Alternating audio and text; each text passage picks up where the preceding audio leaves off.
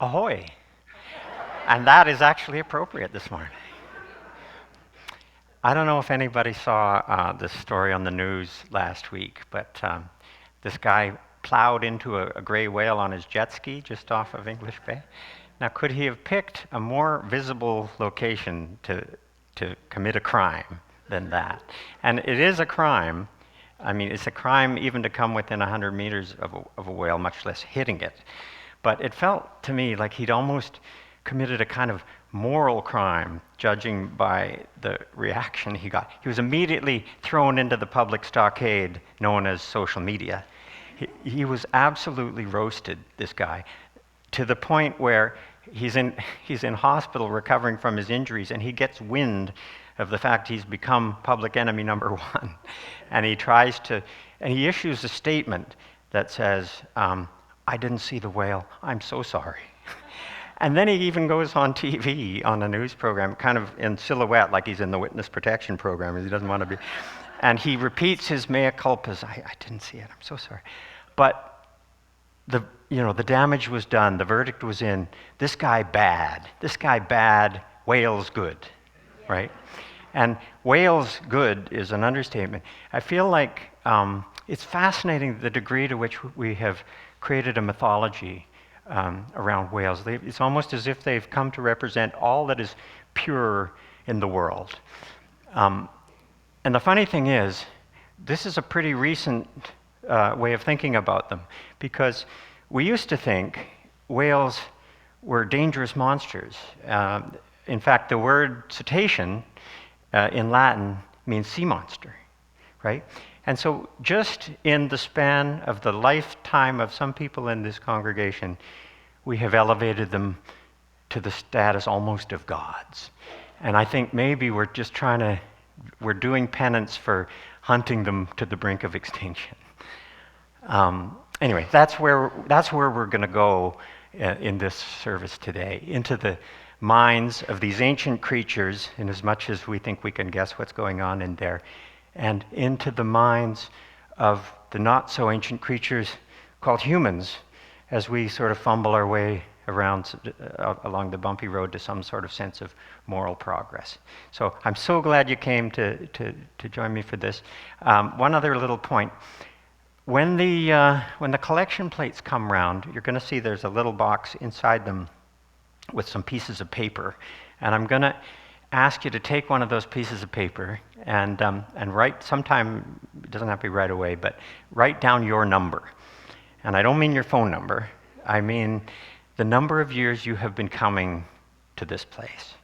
I try to remember and it doesn't have to be continuous, just when you first set foot in the door here, and sort of subtract that from the year we're in, and hang on to that number, and then when you leave today, pop it in Johan's suggestion box out there. To what end all of this? Kind of a secret for now, but all will be revealed. Lovely to have you here, and let's begin by singing number 163. Thank you.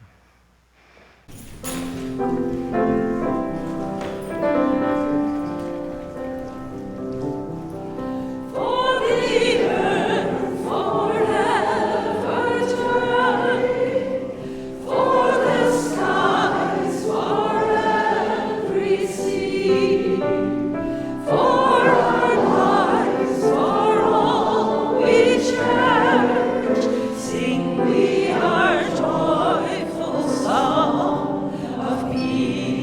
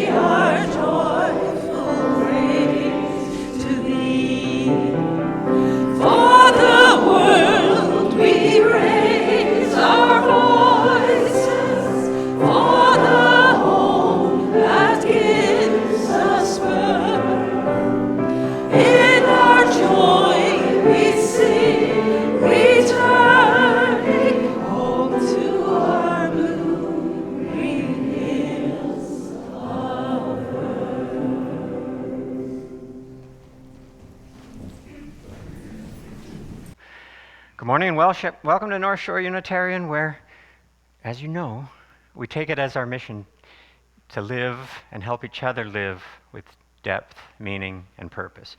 My name's Bruce, and I'm like Ringo. I'm just happy to be in the band. I'm just happy I made the team.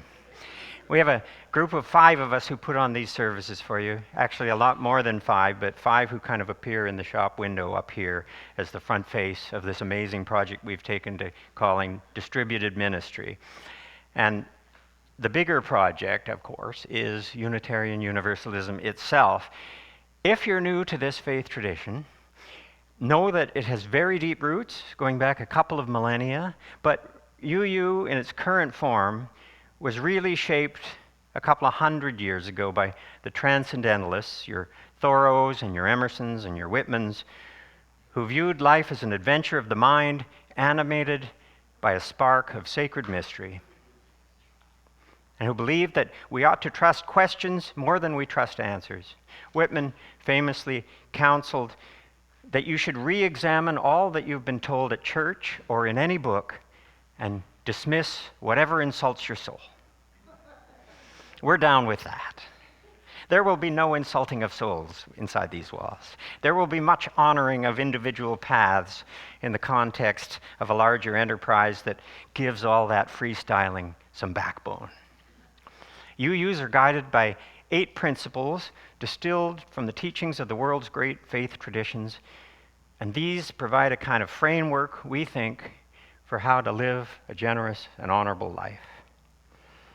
You'll find that this experience feels quite different from the church that you grew up with, if you did, or from what you imagine church to be if you're coming in cold. No scripture readings, no purification rituals, no hell below us, above us, only, well, choose your adventure. But always, always a lot of love in the room. We meet here Sundays on the traditional lands of the Coast Salish people, the Squamish, Musqueam, and Tsleil-Waututh people. It's beautiful land, and we're grateful to be able to share it. Now, we always begin by lighting a chalice, and today I'm thrilled to welcome up Megan Mitchell. Are you able to I saw you come in with a mask. Are you okay? Or do you want, you can do this? Okay, good. Now, you're going to be hearing more from Megan in a few moments, but for now, let's say, Megan, always a pleasure to have you in the mix. And boy, there's barely any candle left, but you can do it. You can do it. We kindle this flame as a symbol of our gathering. May the light of understanding illuminate our darkness. May the warmth of sharing bring us peace. Thank you. Candle of joys and concerns. I'm kind of a blank sheet. I'm welcome to anybody who wants to call out any joys and concerns. Marcia does. I have a concern. Can I? Yes. Does it involve the open flame here? No. No. Yes. No. No. I just want to recognize the passing of Shannon Weston, who was actually a marine biologist and accompanied whale watching exploratory tours from San Juan Island. For those of us who attended Elliott Institute over many years, she was a mentor to young adults, and she just passed a few days ago at San Juan Island, where she continued to advocate for the natural world, and she was such a wonderful interpreter. Wow. So some of us knew her from generations of going to Elliott Institute. Wow. Shan Weston has passed. She was a marine biologist. Some of us know her through Elliott, and she will deeply missed. Have I missed? Is that the gist of it? Okay. Thank you. I didn't know Shan. Anybody else? Joys and concerns? All right. Well then, I'll let you go sneak by, and you can light that candle anyway. And then our final candle that we do every week is the candle of global concerns. All right. How's this for a quote? I am the vice president of panic, and the president's missing. That was a Facebook post recently by the poet Paige Lewis, and I think it kind of sums up the way a lot of people are feeling these days.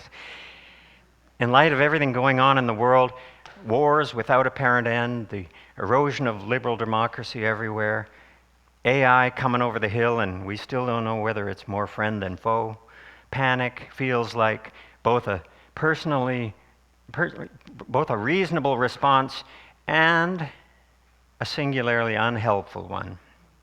I find it useful to think about, one way to quell panic that you reach for is you pull your head into a shell and you simply hide from life. And I think that to avoid that, you can think of panic, you can think of these two overlapping circles. Okay, so you have your circle of concern and your circle of influence. And I can't quite remember whose construction this is. I think it might be someone New Agey, but it has some wisdom to it. So the big circle is a big circle.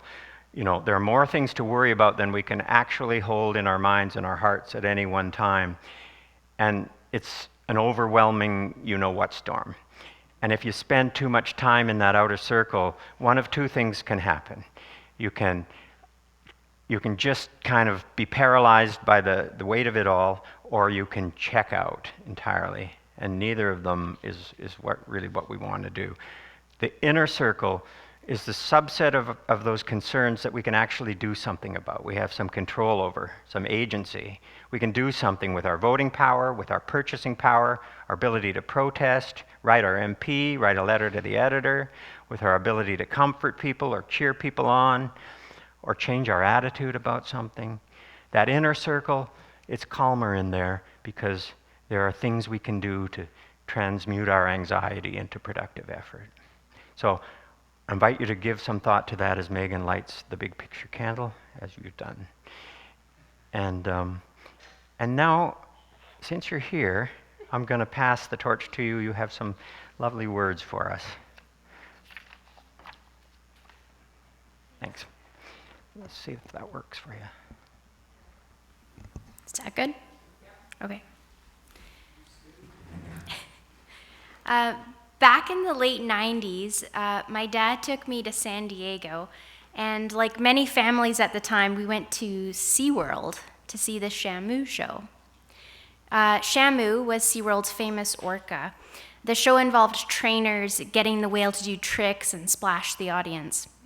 Well, at the show we went to, a lucky family was invited onto the stage to meet Shamu up close and personal. So the family was leaning towards the water to pet Shamu. And then the dad, suddenly, he fell into the tank and he floundered in the water. The whole crowd gasped. And then a few seconds later, the man was riding on Shamu's back. Everyone in the arena realized it was part of the show. Everyone except my dad. He turned to me completely wide-eyed and quietly said, "Holy crap, the guy is riding Shamu." And the best part was that after the show ended, my dad made us wait until the whole arena emptied because he wanted to shake the man's hand and tell him how completely he'd fallen for it. What's interesting is that Shamu wasn't actually one whale. It became a stage name used by SeaWorld for different orcas over the years. The original Shamu was captured in 1965, but the name continued on for decades. And when we went to SeaWorld in the late 90s, almost no one questioned the Shamu show.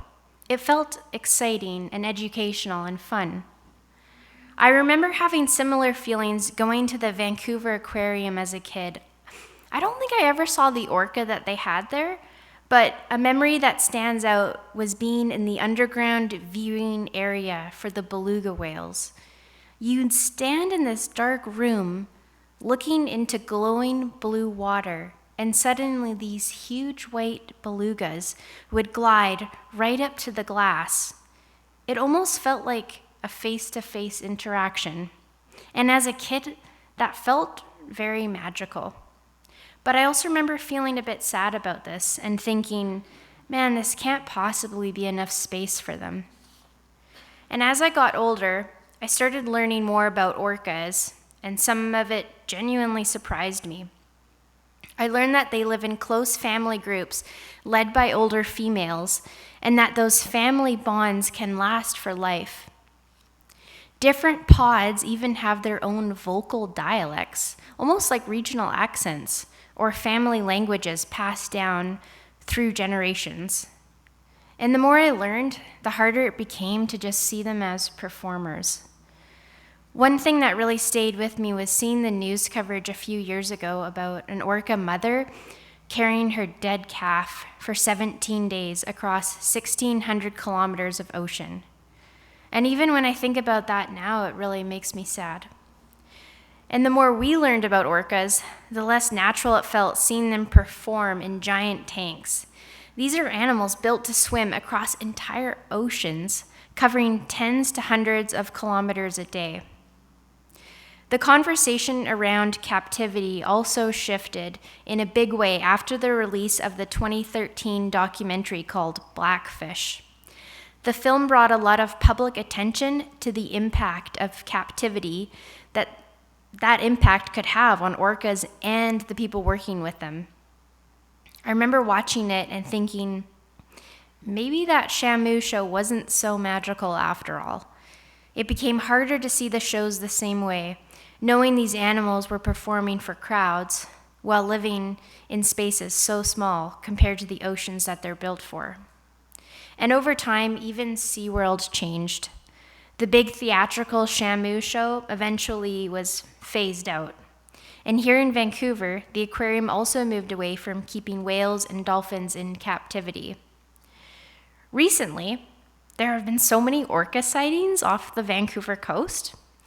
Seeing them swimming freely in pods feels very inspiring. It makes me think, this is how it should be. And one thing I appreciate about Unitarian Universalism is that it makes room for changing our minds. We can learn more and we can do better when our understanding changes.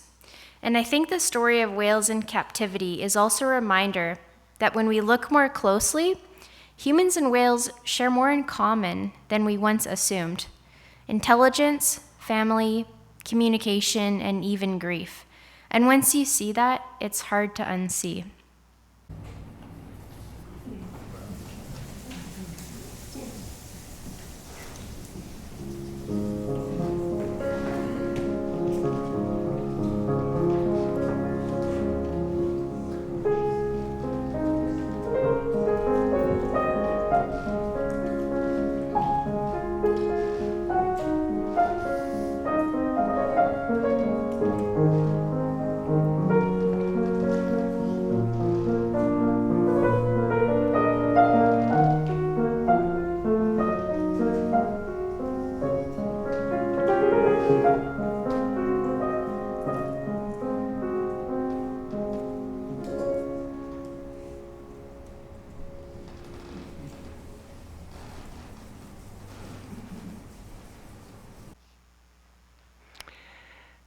There is a place in Johnson Strait, just south of Campbell River on Vancouver Island, that's like Shangri-La for whale watching.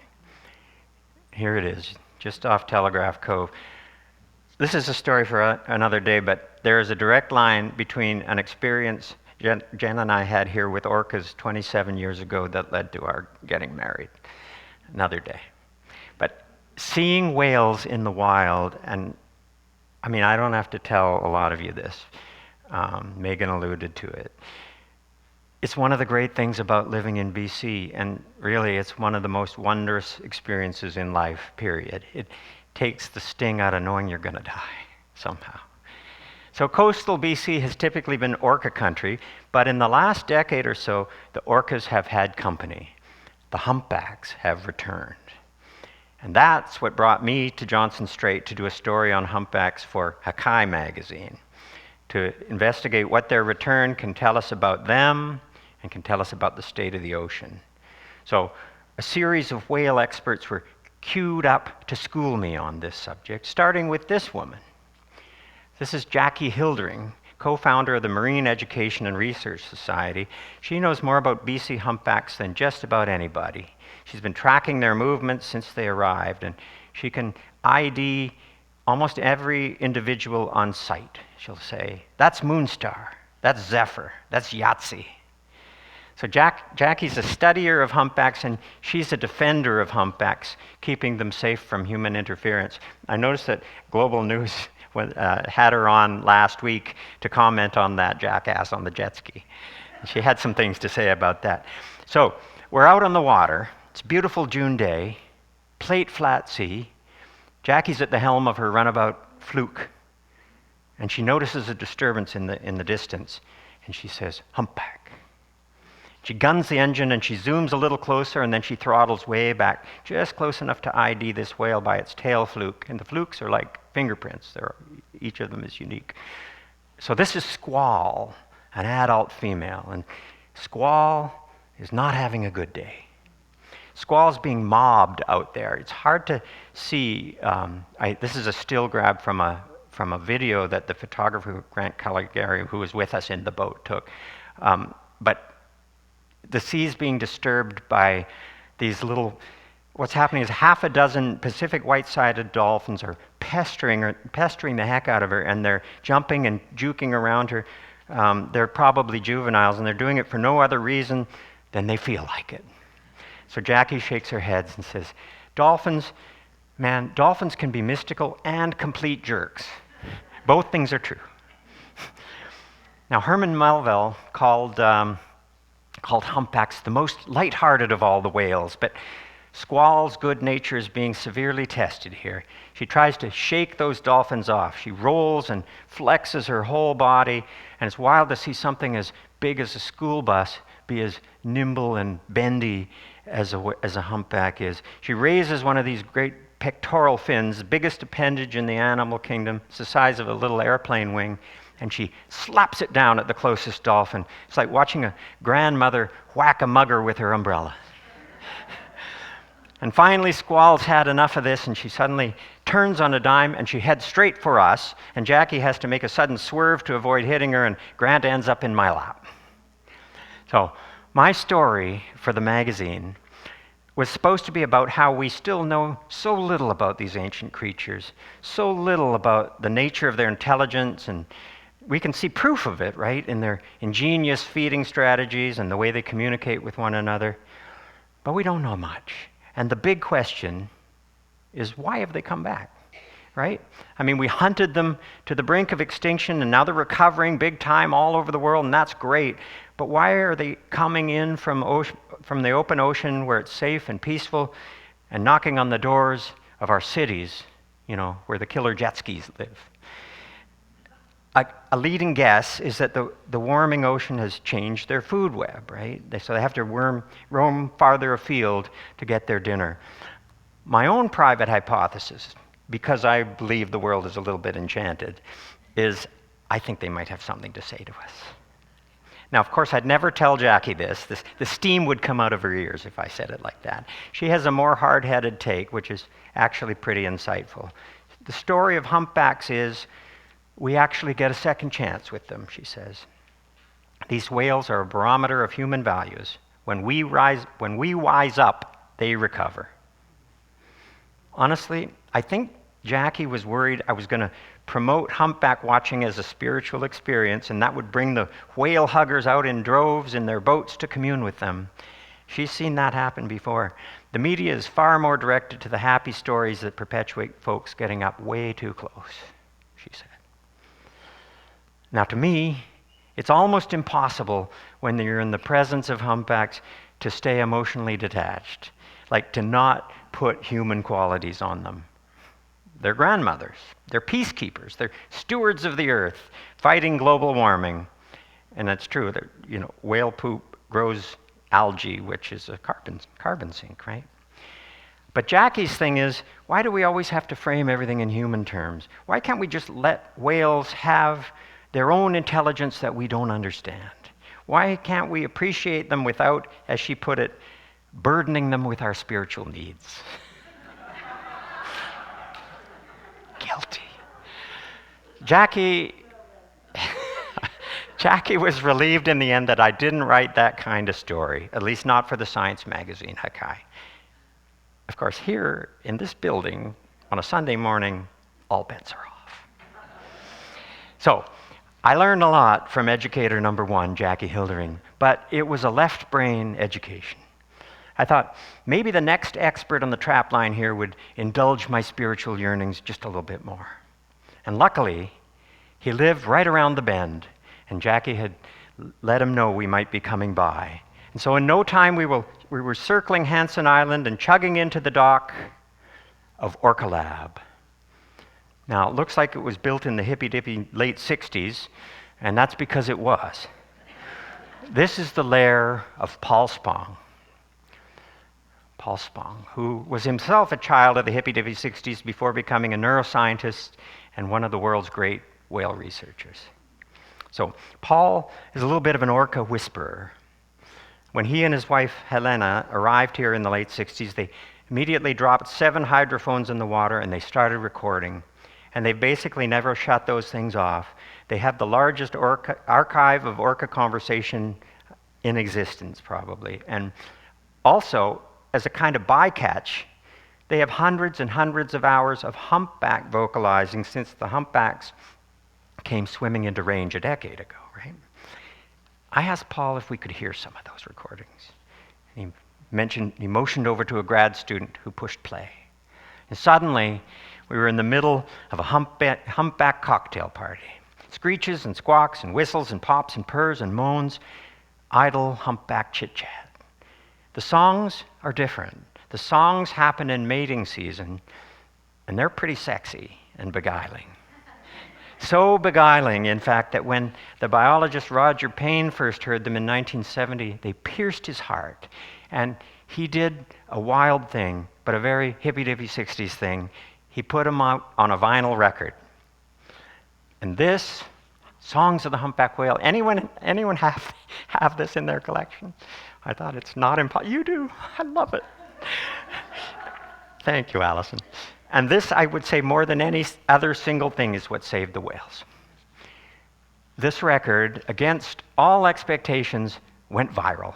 It caught an Age of Aquarius updraft all the way to the top of the pop charts. Double platinum. People went bananas, and scientists went bananas too, flocking to study these incredibly socially complex creatures that we had been blithely harvesting.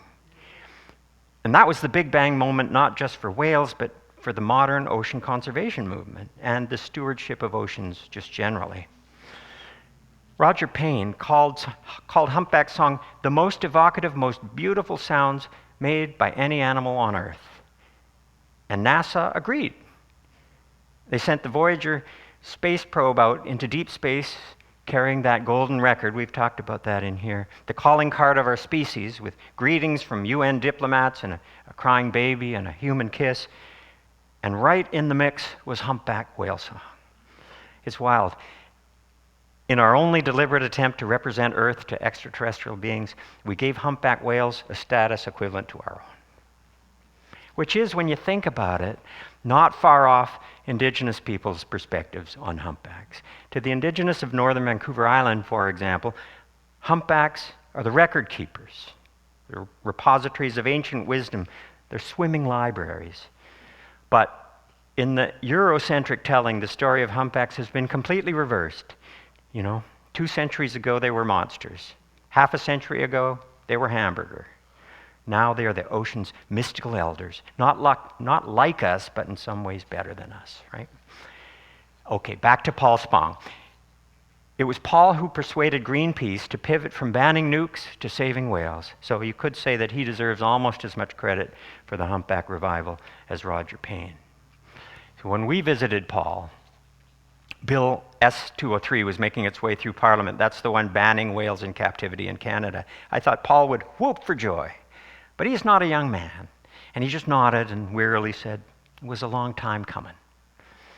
So all these years, tucked away in Orca Lab, Paul has been not just listening, but watching out that big front window you saw a minute ago. He's seen what humpbacks do. A pod of transient orcas will be hunting a baby sea lion or a seal pup, closing in on it, and just as the little guy appears to be a goner, a humpback will, Paul's words, charge in and disrupt what's going on. Paul has seen one scoop up a pup and protect it from the orca attack with that great big arm.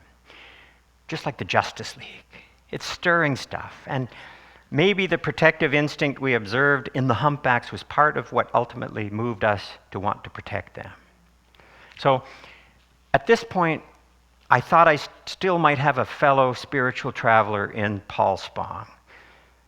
But then, kind of disappointingly, he too stopped just short of affirming my theory that the love in between humans and whales goes both ways. He said, once I thought that was true too. He hoped it was. One of the first things he did when he arrived in the 60s was lower underwater speakers and play Beethoven and the Rolling Stones to the orcas. He was sure they would groove out. And when they didn't, in any obvious way, the shine kind of went out of that fantasy a bit for Paul. He said, eventually, I got it. He said, their lives are centered around each other. We really exist only on the periphery for them. We romanticize them, we love them, but Paul says we're fooling ourselves if we think that the feeling is mutual. Bummer. But I was not yet ready to accept spiritual defeat because of stories floating around like this woman's. So this is the marine biologist called Nan Hauser. And 8 years ago, in October 2017, 9 years ago, she was filming a humpback in the Cook Islands when that humpback turned on her.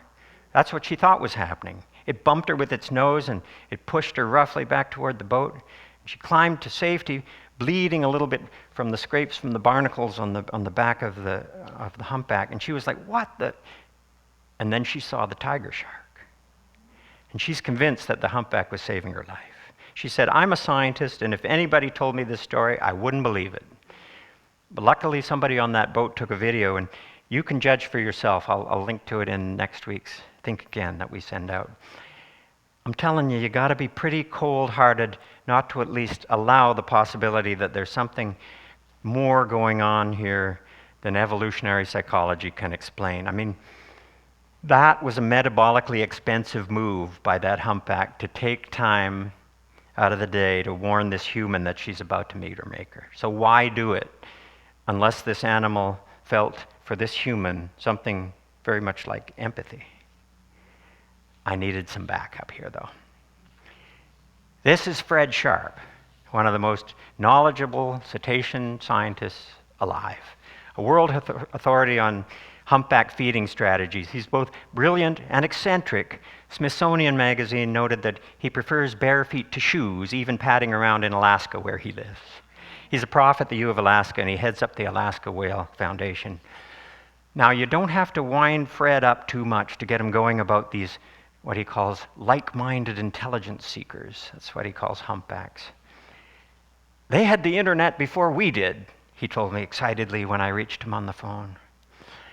He talks about how these songs that they sing to each other across the span of the whole ocean, they are marvels of data compression. We don't know how they do this, but they pack their songs into a tiny little JPEG and they send them across the sea. And hours later, a recipient unpacks them and the full riot of the songs blooms forth again.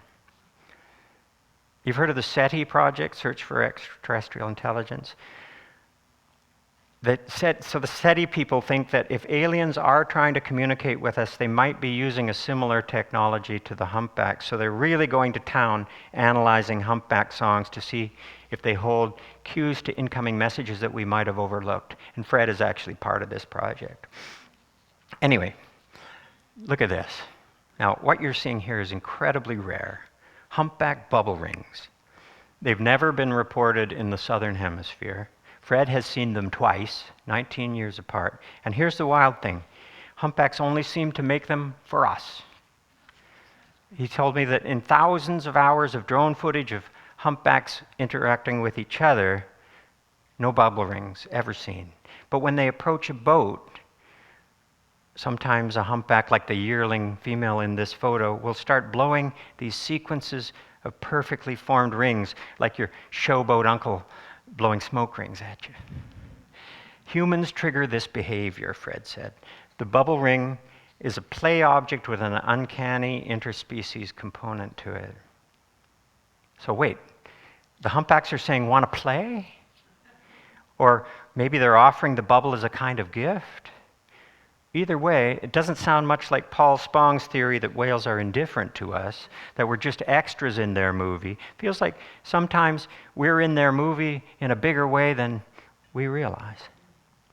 Fred said, look, they've got brains 4 times larger than ours, that are laced with spindle neurons. So why not? Spindle neurons. Spindle neurons are specialized cells for quick, efficient processing of social signals. They're like very long wires extending from the lizardy parts of the brainstem up to the most thinky parts of the front brain, essentially connecting feelings to thoughts. They're partly what's responsible for our ability to connect with one another. They're found in the same brain regions that light up when a mother hears her baby cry. And scientists used to think they were only found in human brains, and then they discovered them in the great apes, and then they discovered them in whales. Spindle neurons are the building blocks of empathy. And then out of the blue, as I was talking to Fred, he brought up that Nanhauser video we just saw himself. And he said, did you see that video? And I said, yeah. What do you think's going on there? Is it genuine altruism? Are humpbacks jumping the species barrier in their heart and feeling something for us? And Fred said, I think so. Boom. That humpback was saying to that marine biologist, this is Fred's words, you got to get the hell out of there. Humpbacks are not like humans, where you put your oxygen mask on first before assisting others. Fred said, humpbacks just wade in and help those in need. Doesn't seem to matter if those in need are not one of us. Maybe for humpbacks, there is no one of us. There is no us and them. Okay, now are you ready to take the big leap? What if what we're learning about humpbacks hints at a kind of intelligence that they have evolved and we haven't yet? And if we do evolve it, it might just save us. Now, I couldn't find a decent photo of this last scientist on our tour, but this is the book that he's known for. Harry Grierson was a paleontologist and a professor of neuropsychology at UCLA. I shouldn't say was, I think he might still be alive. He studied the skull size of our bygone ancestors. And his big idea was that humans rose to dominance because, for various reasons, we evolved these big brains that allowed speech and cooperation and all these complex strategies that led us to spread as top dog across the globe. But midway in his career, he became fascinated by whale intelligence. He studied echolocation. He went right down the rabbit hole there, and he proposed that there's a lot more going on here than just navigating. There's more going on than just whales saying to each other, here I am. There's another layer to those clicks and clacks and squeaks, an emotional layer. It's like he thought emotion was baked into the communication itself somehow, like you put an emoji in an email and you convey another level of how you're feeling. So if I'm a humpback and you're a humpback, and I hear you coming around a headland 3 miles away, I know not only that you're talking to me, but that you're really looking forward to our meetup. Or you're miffed that I haven't returned your calls. I can feel that in the communication. Shared feelings are laced right into the exchange. And here's the next leap. Grierson proposed that whales have a kind of communal self. They don't think of themselves as individuals. They really don't have an I. They just kind of have a we, a shared emotional landscape, kind of a collective soul. And here's why that's not just a wild flight of fancy. There's a strange phenomenon, and a little unsettlingly, it's increasingly seen, where whales beach themselves and die en masse. So these are pilot whales that washed up on a beach in New Zealand 4 years ago. There are hundreds of them. Now, initially, scientists assumed they must have been all done in by some toxin in the environment. But when they autopsied the bodies, they found that only 1 or 2 of the whales were actually sick. The others were perfectly healthy. No diseases or parasites, no wounds from being struck by boats, no damage to their ears from noise, no evidence that they'd ingested plastic. Their stomachs were empty, so they hadn't been hunting and accidentally run aground. No, these other whales appeared to have beached themselves in sympathy. And this is the flip side of the incredible social cohesion in whale communities. These guys stay together through good times and bad. Grierson would say, the chatter going back and forth among these whales out there at sea just before they committed group harry-carry was not I sick, but rather we sick. They have no I sick. The whales were like, if you're sick, I'm sick. So now we die as one. Can you imagine? If Grierson's right about the nature of that sixth sense that whales have evolved, a social emotional field, then it connects them on a level that we can only dream of. And what if we're on our way to evolving that too? We're just a couple of bus stops behind them. And if we get there, maybe that's what finally ends the divisions, right? Maybe that's what finally ends the culture war. Maybe that's what dissolves the us and them-ism that's poisoning people who ought to know better. And maybe that's what Unitarianism itself is in theory. It's an imagined state of being able to enter into shared experience in a humpback-like way. No, I sad, just we sad. No, I proud, but we proud. It's like Bruce Springsteen, that human humpback, said, no one wins unless we all win. So just before we said goodbye to Paul Spong, I asked him the big question. Will we ever be able to have a conversation with them? And Paul looked at me and he said, I doubt it. Certainly not in my lifetime and probably not even in the long term. I think that humans understand that cetaceans need a few simple things. They need a space to live their lives. They need a quiet ocean. They need enough food in it to satisfy their needs. And they need each other. Unfortunately, we have a great deal of trouble giving these things to them. But this was 8 years ago that I spoke to Paul. I don't think he could have forecast how quickly AI was developing. He couldn't have known how close we maybe are to a potential Dr. Dolittle moment. And because as we speak, thousands of hours of humpback whale song is being crunched by large language models. Computer scientists and linguists are working to translate the communication of sperm whales to start. And they've already sort of solved some of the grammar that they use. So it's conceivable we might get to know what they're actually saying. And if any of it is about us. Like, do they wonder why, when they ping us, we ghost them? Do they wonder what we're feeling, even a little bit? Do they care? Or are Jackie and Paul right when they say they've got bigger fish to fry, so to speak, and bigger fish than little you and me? And then the next question is, do we even want to know?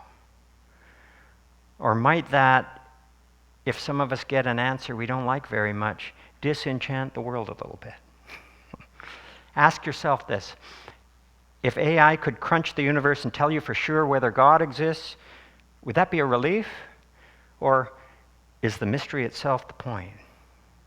Doubt leaves room for answers that may not be definitive, but that we can live with, at least until tomorrow, when the sun comes up again over the deep blue sea.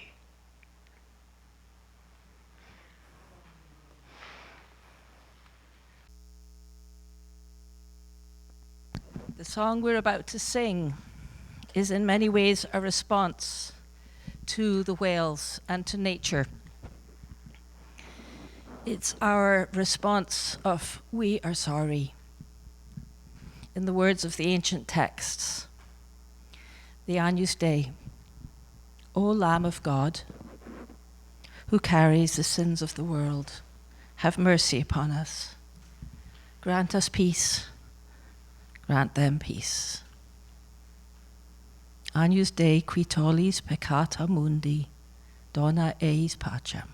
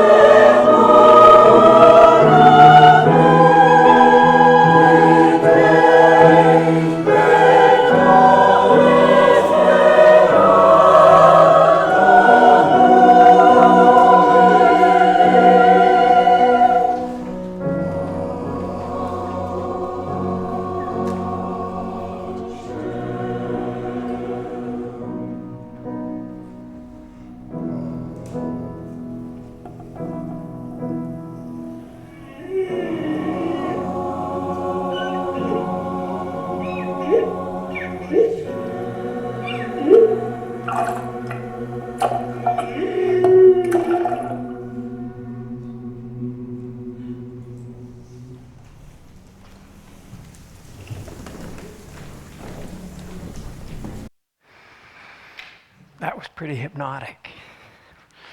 Thank you. Each week we take up a collection to support a registered charity that aligns with our values and we think deserves attention. This month, fittingly enough, that charity is Ocean Wise. Because if we save the sea, we save the world, in theory. This charity tackles plastic pollution and chemical pollution, plus underwater noise that kills marine fauna and life.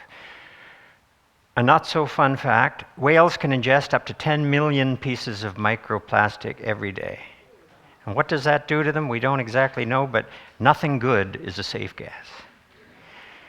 As the plates come around, I'll remind you to pick up one of those little pieces of paper as well.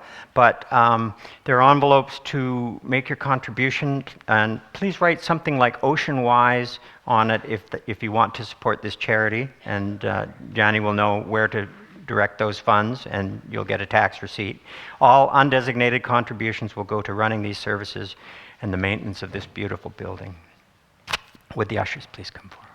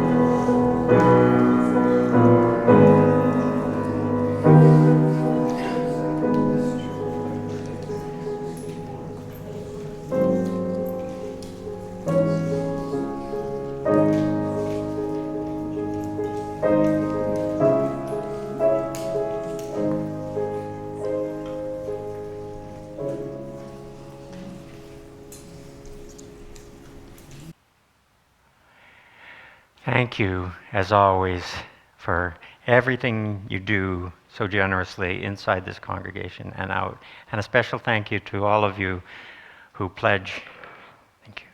Who pledge annually. It really helps keep this organism of our beloved community alive.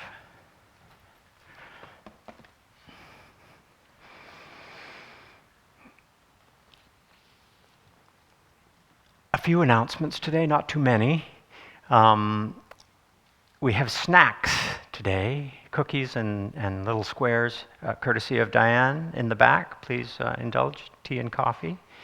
Diane asked me also to mention that there's going to be no meditation next week, for those of you who have that in their calendars. Next Sunday, the long-awaited return of Leslie White with a service called We Are All Survivors. Leslie asks, what are the ingredients needed for survival? Not just personal survival, but cultural, religious, and environmental survival. Leslie's been giving this a lot of thought these past few months, and her own indomitable spirit has dialed up some possible answers. It's going to be amazing. Anyone else have any last-minute announcements before we come in for a landing here? Come into the dock? Hearing none, I'm going to ease us into our final song, a favorite around here, perfect for the occasion, number 1064, lyrics on the screen. Please rise as you are able.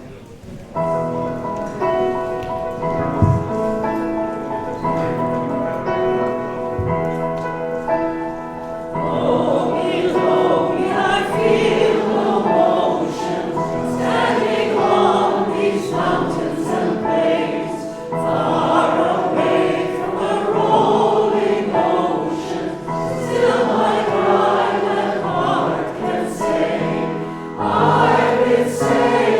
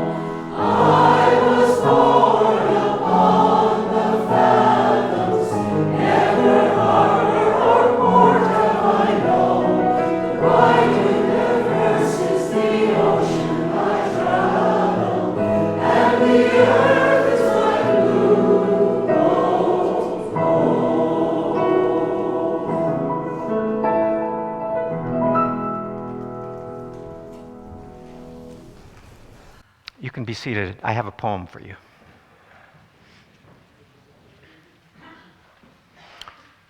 This is one of my favorite poems in the entire world. It's called Earl by Louis Jenkins. In Sitka, because they are fond of them, people have named the seals. Every seal is named Earl because they are killed one after another by the orca, the killer whale, seal bodies tossed left and right into the air. At least he didn't get Earl, someone says. And sure enough, after a time, that same friendly, bewhiskered face bobs to the surface. It's Earl again. Well, how else are you going to live except by denial, by some palatable fiction, some little song to sing, while the inevitable, the black and white, blindsiding fact, comes hurtling towards you out of the deep. Let's put out our light just for today.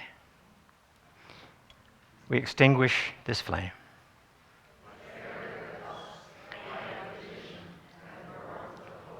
The world calls us to live with depth, meaning, and purpose. Now, here's an image I invite you to hold in your mind as you proceed through the week.